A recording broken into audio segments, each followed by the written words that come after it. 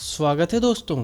आज हम जानेंगे एक ऐसे डॉक्टर के बारे में जो लोगों की जान बचाने के बजाय लोगों को मारने के लिए ज्यादा फेमस था और आज उसे दुनिया के सबसे ज्यादा मर्डर करने वाले सीरियल किलर के तौर पे जाना जाता है। मैं बात कर रहा हूँ डॉक्टर डेथ के नाम से मशहूर हैरोल्ड फ्रेडरिक शिपमैन के बारे में, जिसने इलाज करने के बहाने कुल 250 लोगों का मर्डर किया था। तो चलिए जानते हैं उसकी पूरी स्टोरी।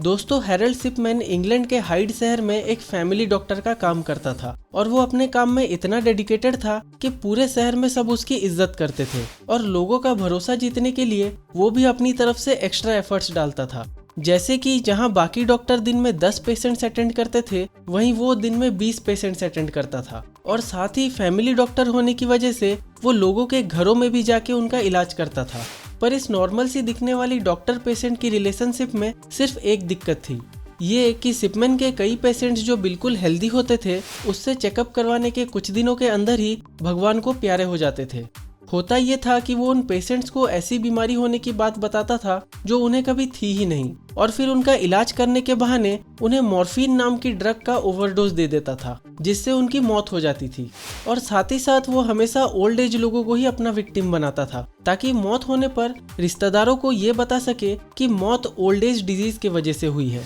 एक बार तो महज 18 महीनों के अंदर ही एक ही नेबरहुड में रहने वाले शिपमैन के 6 पेशेंट्स उसके हाउस विजिट करने के तुरंत बाद ही चल बसे और एक बार तो सिर्फ 1 महीने के अंदर ही उसके 8 फीमेल पेशेंट्स की उसी के क्लिनिक में मौत हो गई। बाकी डॉक्टरों के मुकाबले शिपमैन के पेशेंट्स 10 गुना ज्यादा मर रहे थे और ताज्जुब की बात यह है कि पूरे शहर में किसी ने भी ये बात कभी नोटिस नहीं की। पर एक बार शहर के लोकल चर्च ने ये जरूर नोटिस किया कि आजकल डॉक्टर शिपमैन के यहाँ से पेशेंट्स की बॉडीज कुछ ज्यादा ही आ रही है दफनाने के लिए, और उन्होंने इस बात की खबर पुलिस को भी दी थी। पर शिपमैन इतना फेमस और भरोसेमंद था कि पुलिस ने भी इस कंप्लेंट को हल्के में लिया और ऊपर से इन्वेस्टिगेशन करके केस को क्लोज कर दिया। पर शिपमैन की किस्मत ने तब पलटी मारी जब उसकी कस्टडी में शहर की एक्स मेयरेस की मौत हुई। हुआ यूं कि डॉक्टर शिपमैन उस एक्स मेयरेस के घर उसका चेकअप करने गया था और चेकअप करने के कुछ घंटे बाद ही उसकी मौत हो गई, जो कि शिपमैन के मर्डर करने का नॉर्मल तरीका था। पर बवाल तब हुआ जब बॉडी दफनाने के बाद उस एक्स मेयरेस की बेटी ने देखा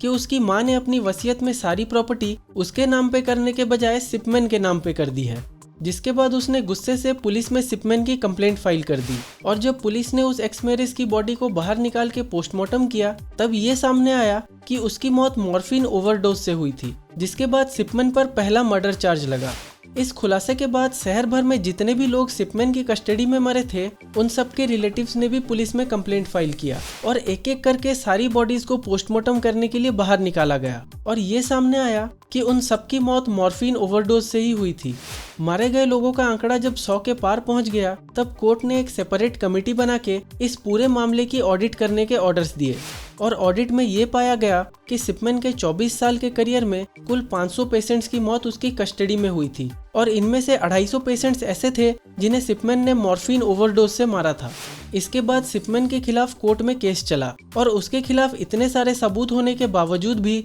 उसने कभी ये कबूल नहीं किया कि वो सारे मर्डर्स उसने किए हैं। यहाँ तक कि जेल में उसके सेलमेट ने भी कहा कि उसके सामने भी शिपमैन ने कभी मर्डर करने की बात नहीं कबूली। फिर एट लास्ट 31 जनवरी 2000 में उसको 15 बार उम्र कैद की सजा सुनाई गई और 13 जनवरी 2004 यानी लगभग 4 साल की सजा काटने के बाद उसने एक आखिरी मर्डर किया। उसने अपने सेल के बेडशीट और फैन की मदद से खुद को फांसी लगा के सुसाइड कर लिया और इसी के साथ एक मर्डरर ने खुद का मर्डर कर दिया। शिपमैन की इस केस के बाद इंग्लैंड के डेथ रूल्स में कई चेंजेस किए गए, जैसे डेथ सर्टिफिकेट इशू करने के लिए 2 डॉक्टरों से एग्जामिनेशन करवाना कंपलसरी कर दिया गया और साथ ही चर्च रजिस्ट्रेशन फॉर्म में एक एक्स्ट्रा लाइन ऐड कर दी गई, जहां अगर चर्च वालों को दफनाने के लिए आने वाली बॉडीज में कुछ भी गड़बड़ी लगती है तो वो अपना ओपिनियन उस लाइन में लिख सकते हैं। और तसल्ली की बात यह है कि शिपमैन के इस केस के बाद दोबारा ऐसा केस कभी नहीं हुआ।